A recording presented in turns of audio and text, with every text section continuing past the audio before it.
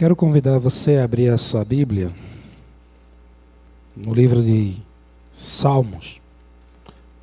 Salmo de hoje vai ser o 23.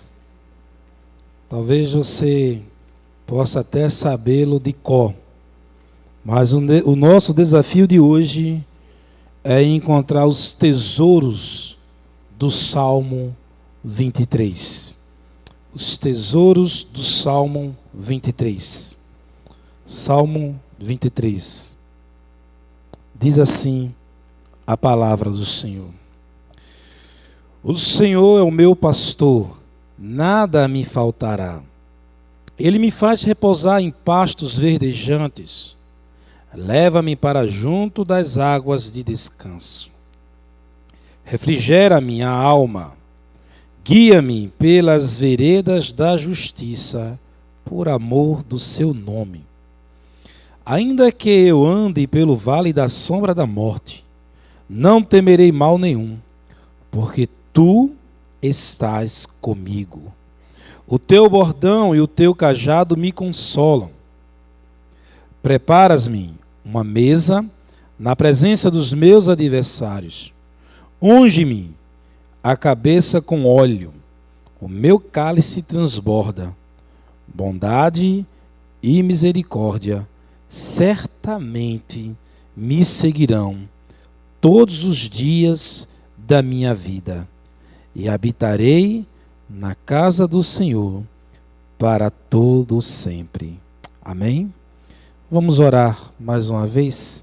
Pai Santo, louvamos o teu nome, Senhor, pela tua palavra bendita, que vem ao nosso coração despertar-nos, Deus, para as riquezas contidas na mesma, tesouros nos quais podemos nos apropriar hoje pela tua graça, graça revelada, Senhor, para as nossas vidas.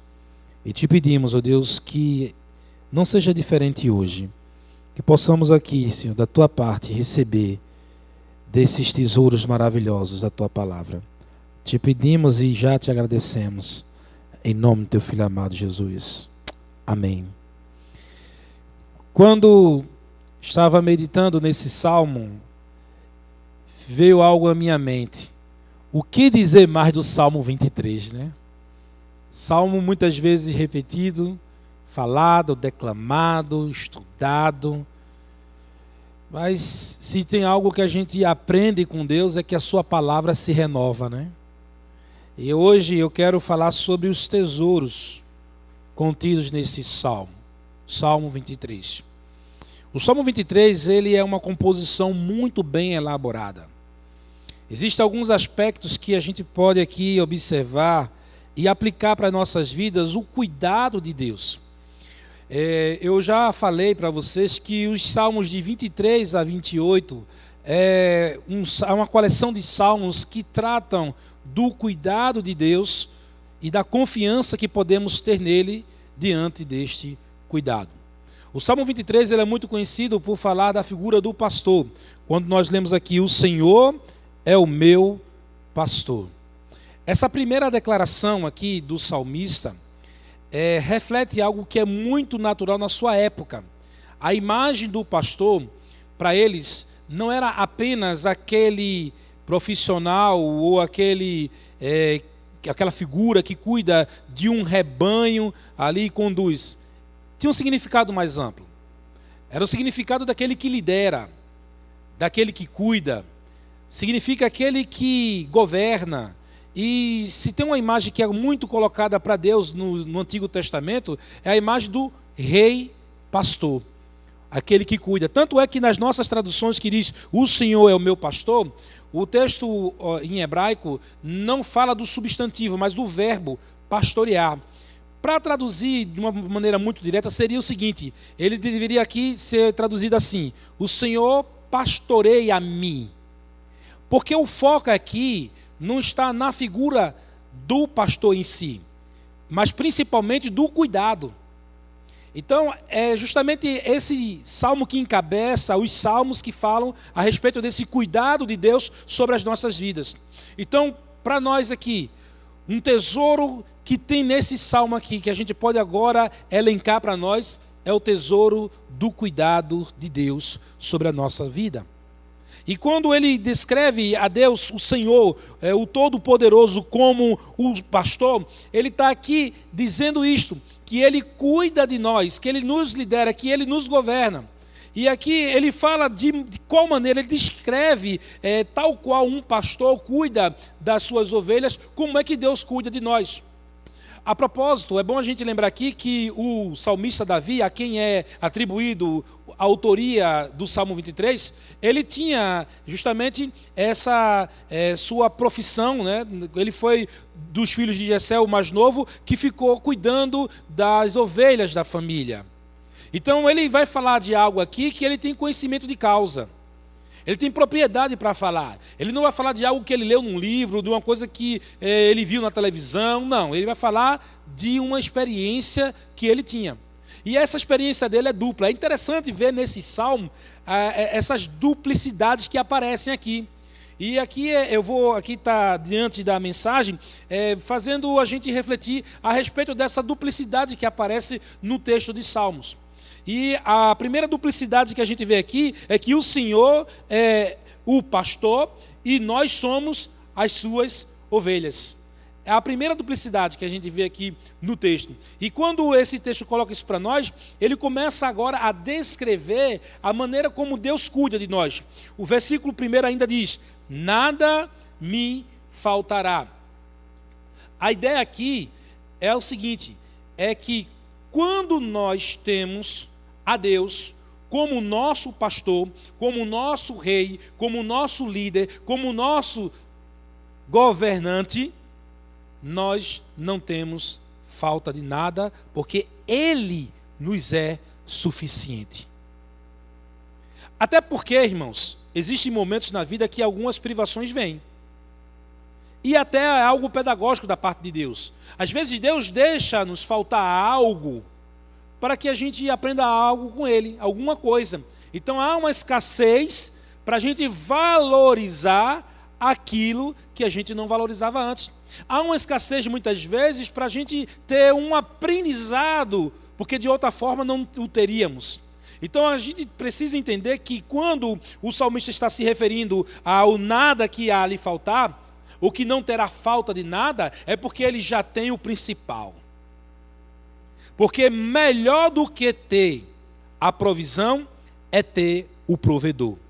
Melhor do que ter as bênçãos de Deus é ter o Deus de todas as bênçãos. E é justamente nessa direção que o Salmo 23 nos leva a entender que a presença de Deus nas nossas vidas nos é suficiente. Hoje em dia, há um foco nas bênçãos de Deus e se esquece dos Deus de todas as bênçãos.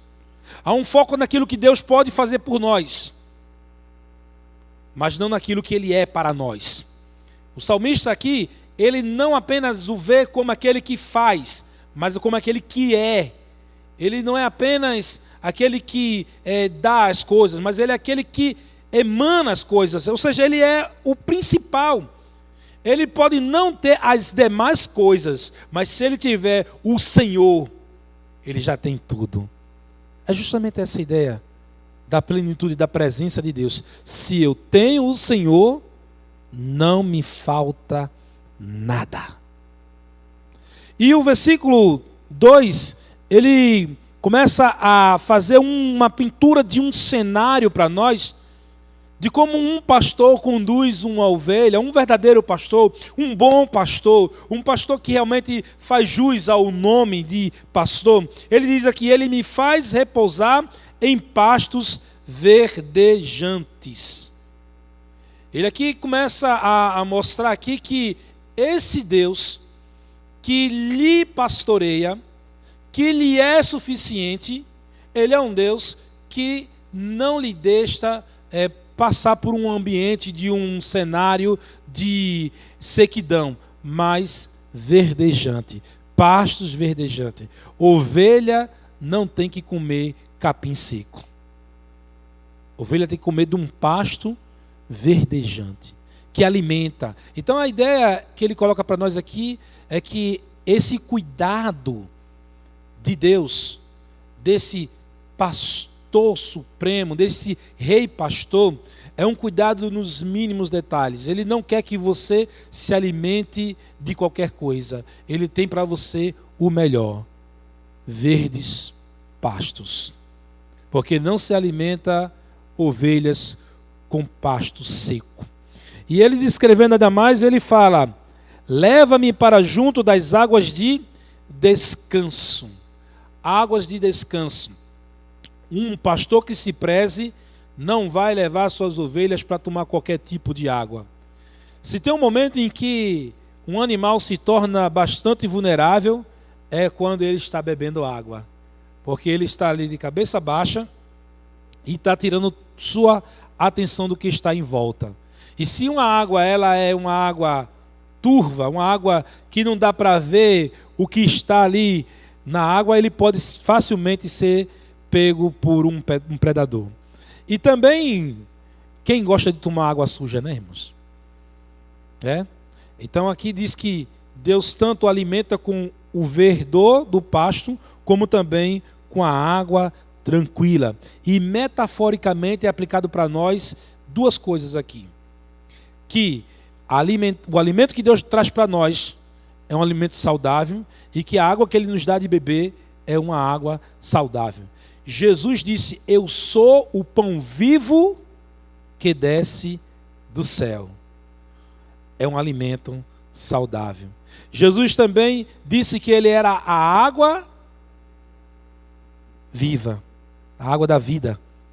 Exatamente. Então veja como vai aqui, trazendo para nós aqui, esse Deus que nos oferece o pão vivo do céu e a água da vida. E aqui ele diz mais: refrigera a minha alma.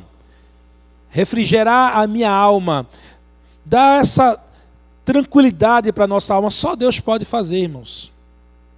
Só Deus. O próprio Senhor Jesus disse: vinde a mim, todos vós que estáis cansados e sobrecarregados, e eu vos aliviarei. E ele diz ainda mais: guia-me pelas veredas da justiça por amor do seu nome. Deus nos honra por conta do nome dele. Se ele diz que vai cuidar, ele cuida. Se ele diz que vai conduzir até o destino final, ele assim o fará, porque ele tem compromisso com o seu nome.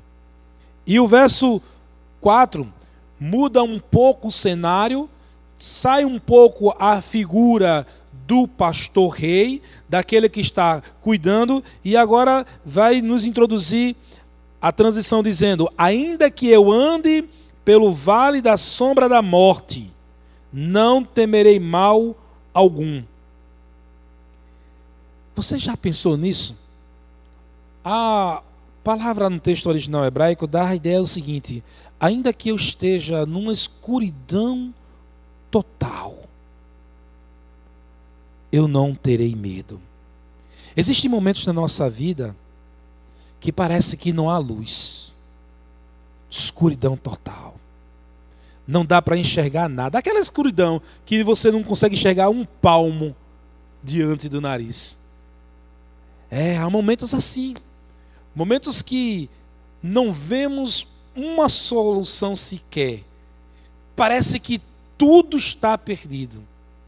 Mas sabe o que consola aquele que desfruta dos tesouros que há no Salmo? O consolo de que o Senhor está presente. Pode ser total escuridão, pode ser até um vale. Mas esse vale que ele fala é o vale da sombra da morte. Podemos estar mesmo beirando o que? A morte. A ameaça da morte, meus irmãos, é iminente sobre as nossas vidas. É constante.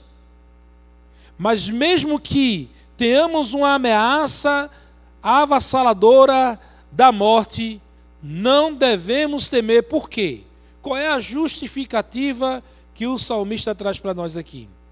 Porque tu estás comigo. O nosso Senhor Jesus disse: eu estarei convosco todos os dias, pelo século dos séculos. Quando ele veio ao mundo, um título que foi conferido a ele foi o título de Emanuel, Deus conosco. A ideia e a certeza da presença de Deus na nossa vida nos faz dar essa segurança, irmãos. Só Deus para nos dar essa segurança. A segurança que, apesar das circunstâncias, não temeremos. Aqui não está dizendo que as trevas estão dissipadas e que o vale foi aplanado. Não. Aqui está dizendo o seguinte, que apesar das trevas, apesar do vale, Deus está conosco. Apesar. Porque o foco do salmista aqui não está nas benesses do Senhor. O foco do salmista não está nos benefícios que Deus pode lhe dar. O foco do salmista é o Senhor. É esse o foco. E se eu o tenho, não me falta nada. E agora o cenário ele muda, ele transitando aqui nessa ideia, ele vai dizer ainda mais: porque tu estás comigo, o teu bordão e o teu cajado me consolam. Olha outra duplicidade. Bordão e cajado. Duas ferramentas de trabalho do pastor. Tanto a vara como o cajado eram utilizados para dar orientação ao rebanho. Com a vara ajudava a guiar, ele pegava aquela ovelha mais distante, com a vara ele tocava nela e te orienta, vem para o caminho certo. Servia para isso. Às vezes a ovelhinha estava ali indo para um lugar que não era de segurança, o pastor com a vara cutucava ela e disse, volta para o caminho é esse aqui. Não é assim, irmãos, às vezes Deus faz assim com a gente, né? Às vezes você quer fazer uma coisa errada e Deus não deixa. Você já viu isso já? É só para quem tem intimidade com Deus para entender uma coisa dessa. Você está indo numa direção errada, aí Deus pega a vara dele ali, dá na orelha, te orienta. E às vezes, pelo descuido, a ovelha caía num buraco, ficava presa em algum arbusto, e o cajado era utilizado para puxar. O cajado, todo mundo conhece, né? Aquela vara de galho de árvore que tinha uma curva, né? Fazendo meio que uma interrogação. E ali podia facilmente resgatar aquela ovelha de um buraco, de um vale. O salmista diz que a vara do Senhor e o cajado o consolam. Às vezes Deus nos disciplina. A gente tem que entender uma coisa, que quando Deus disciplina, é porque Ele ama. Por isso que traz consolo para o salmista. Quando muitas vezes Deus está ali exercendo a disciplina nas nossas vidas, é porque nós somos alvo do seu amor. E agora na transição feita, a gente vê agora uma outra imagem, uma duplicidade que é colocada aqui, quando ele diz, preparas-me uma mesa na presença dos meus adversários. Essa próxima duplicidade que aparece aqui é a duplicidade do anfitrião e do convidado. Aqui o salmista, ele começa a pintar uma imagem de Deus como um grande rei que está oferecendo um banquete e ali ele recebe um convidado de honra. Deus é o anfitrião. E olha como esse convidado de honra é tratado. Ele diz o seguinte, que ele prepara uma mesa na presença dos seus adversários. Qual é a ideia aqui? Vamos lembrar que naquela época a mesa não era o que a gente conhece hoje, né? A mesa era meio que uma lona, um pedaço de couro de animal, que era estendido sobre uma pedra, e ali a pessoa se reunia com quem ela queria dar a sua presença. Por isso que mesa, muitas vezes, tem a ideia no Antigo e no Novo Testamento de comunhão. E quando eles se debruçavam sobre aquela mesa, ficavam sempre perto um do outro. E a ideia ali que é colocada aqui por Davi é que Deus está tendo um momento de comunhão com ele, um momento de honra também, na presença dos seus adversários, fazendo com que aqueles que achavam que ele iria ser derrotado, iria vir a perecer, ele agora está sendo ali honrado. Deus está honrando o seu servo na presença dos seus adversários. E aqui eu queria um pouco explorar essa imagem para que a gente entenda uma coisa. Os nossos inimigos, quando eu falo, existem vários aspectos aí, né? Então tem pessoas que se levantam contra nós. Pessoas que muitas vezes estão ali, parece que é um calo no nosso sapato, aquela pedra que incomoda, né? Fica nos alfinetando, torcendo para dar errado na vida da gente. Você começa a fazer uma coisa, fica aquele pessoal ali olhando para ver se vai dar certo. Na verdade não é para ver se dá certo, para ver se vai dar errado. Porque tem gente que torce pelo nosso fracasso. Tem. Então aqui Davi, ele tinha muitos inimigos, muitos que queriam vê-lo derrotado, porque Davi tinha uma história de vitória, uma história de conquistas. E muitas pessoas se incomodam com o sucesso alheio. E o sucesso de Davi incomodava muitos. Mas só que Davi aqui, ele fala que quem honra ele é Deus. Por isso que ele põe uma mesa diante dos seus inimigos. A ideia é que os adversários de Davi estão contemplando a honra que ele está recebendo desse rei anfitrião. E aqui a duplicidade é do anfitrião e do convidado. Porque o nosso Deus é um Deus que honra. Ele é o nosso anfitrião. Não é por acaso que Jesus disse que eu vou preparar-vos lugar. Preparando para nós um lugar para nos receber, sendo Ele o nosso anfitrião.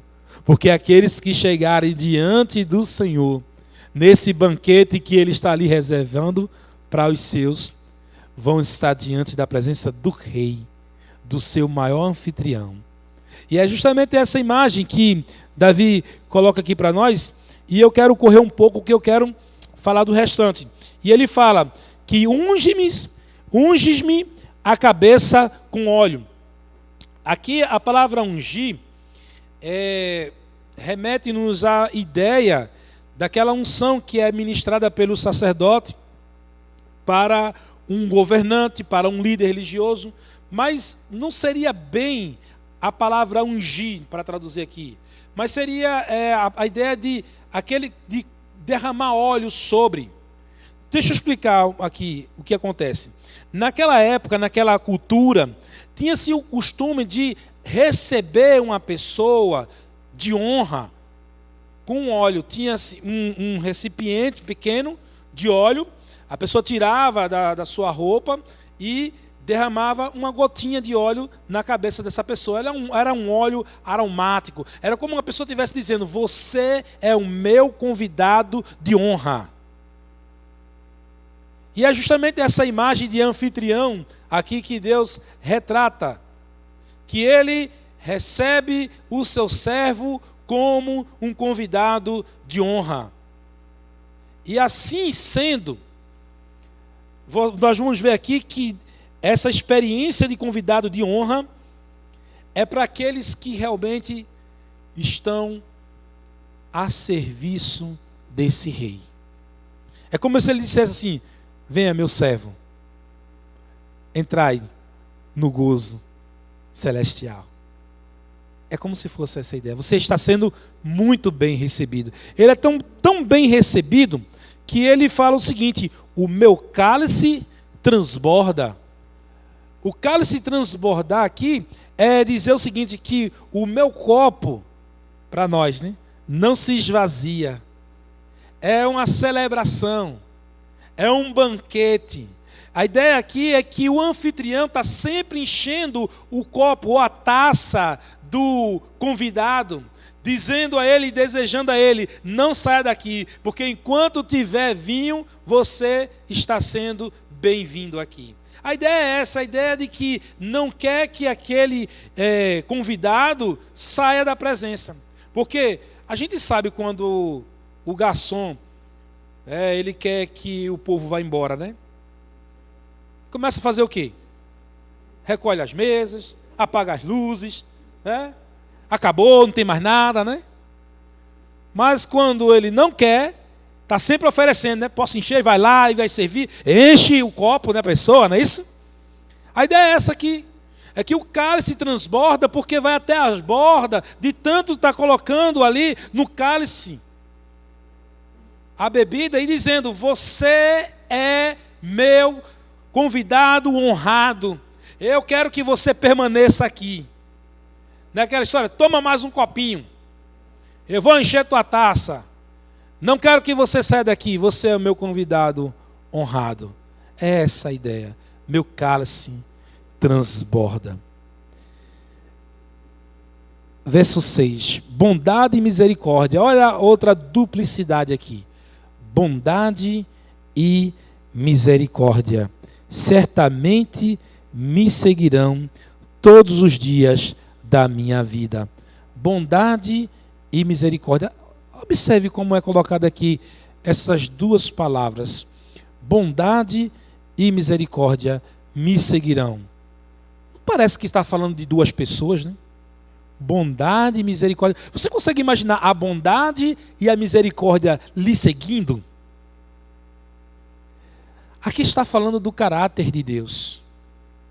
Porque aquele que está sendo pastoreado pelo rei pastor, aquele que está diante da presença do anfitrião rei, ele com certeza não lhe faltará a bondade e a misericórdia dele. Não falta. Porque bondade e misericórdia são características do nosso Deus. São aspectos inerentes a ele. Quantos e quantos salmos fala que a bondade do Senhor dura para sempre. A bondade do Senhor, ela se estende de geração em geração. A misericórdia do Senhor é a causa de não sermos consumidos. A misericórdia do Senhor, ela está sendo sempre renovada em nossa vida. Então, muitas vezes é falado nos salmos sobre a bondade e a misericórdia de Deus. E aí, ele diz, e habitarei na casa do Senhor para todo sempre. O versículo 6, finalizando essa parte, dizendo que ele habitará na casa do Senhor para sempre, é uma certeza que está no coração do salmista. E aí eu pergunto para nós aqui hoje, será que nós temos esta certeza, esta convicção que habitaremos na presença do Senhor para todo sempre? Será que há em nós esta certeza? Porque tudo o que é descrito do começo ao fim desse salmo parte não de dúvidas, mas de certeza. Da certeza que Deus, como o pastor, cuida de cada um de nós e que Ele é a nossa maior bênção, que Ele é o nosso suprimento, que Ele nos é suficiente. A certeza de que Ele há de nos receber como um anfitrião que honra o seu convidado, um anfitrião que não quer que o seu convidado saia da sua presença, porque este convidado, ele veio para ficar. Ele não só é apenas o convidado, ele agora é morador, ele agora faz parte daquela casa. Por isso que ele diz que habitará na presença dele eternamente. É esta a certeza, é esta a convicção no momento que estamos vivendo agora, somos cuidados pelo grande pastor. Haveremos de ser recebidos por ele com honra. E haveremos de estar em sua presença para todo sempre. Estes são os tesouros contidos no Salmo 23. E esta é a nossa esperança. Talvez o vale da sombra da morte esteja nos atormentando, mas jamais devemos deixar de ter a convicção e certeza da presença do nosso Rei Pastor e do nosso anfitrião Rei em nossas vidas. Isto deve trazer para nós conforto, consolo e, acima de tudo, segurança. E é nessa segurança, nesta fé, que devemos saber que estamos aqui para honrar a este Rei, para honrar o nosso Supremo Pastor, para honrar esse anfitrião que quer que nós estejamos diante dele, sempre enchendo a nossa taça, dizendo para nós: eu quero você aqui comigo. Eu te honro. Por isso, irmãos, qualquer que seja a nossa atitude que remeta a nossa submissão a esse Rei, a esse anfitrião, não será em vão. Não pense que é em vão. Muitos pensam em desistir, mas eu só fico imaginando naquele dia que ele haverá de encher a minha taça e transbordando, ele desejando que eu fique. Só isso. Você deseja isso? Você deseja estar para sempre na presença do Senhor? Se assim é, então desfrute destes tesouros que há no Salmo 23. Eu quero convidar você para uma oração. Eu quero desafiar você a se colocar diante do Senhor nesse entendimento que Ele é o que cuida de você, Ele é o que te recebe com honra e Ele é a causa maior da tua vida. Por isso que você quer estar na presença dEle para todo sempre. Vamos orar. Pai, louvado seja o teu nome, Senhor, porque na tua palavra encontramos tesouros maravilhosos para desfrutarmos, ó Deus, da tua presença. Obrigado, Senhor, porque tu és o nosso pastor, o nosso bom pastor. Obrigado porque o Senhor tem cuidado de nós. Obrigado, Pai, porque o Senhor há de nos receber como um anfitrião que honra seus convidados, para que estes permaneçam para sempre em tua presença.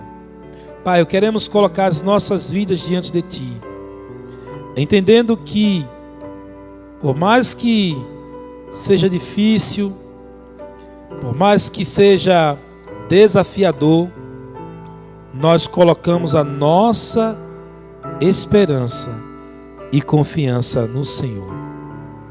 Nós queremos te agradecer pela tua bondade, pela tua misericórdia sobre as nossas vidas.